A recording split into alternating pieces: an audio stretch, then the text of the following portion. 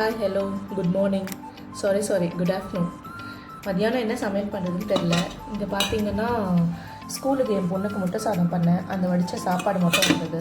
சரி okay, fridge திறந்து பார்த்தா சென்னா ஊற வச்ச சென்னா கொஞ்சம் இருந்தது. ஸோ பீட்ரூட் இங்கே சாப் பண்ணிகிட்டே இருக்கேன். இதை சென்னா பீட்ரூட் மசாலா பண்ணிடலான்னு இருக்கேன்.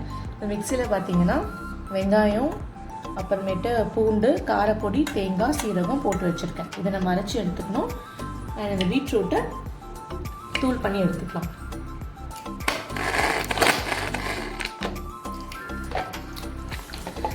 இது மாதிரி நல்லா சாப் பண்ணி வச்சுக்கோங்க. அண்ட் இப்போ ஒரு குக்கரில் ஓவர் நைட் சோக் பண்ண சென்னா போட்டுக்கிறேன்.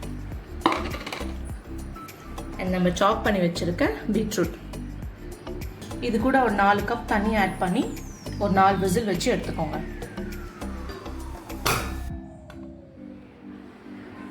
இப்போ இதை மிக்சியில் அரைச்சிட்டு எடுத்துகிட்டு வந்துடலாம்.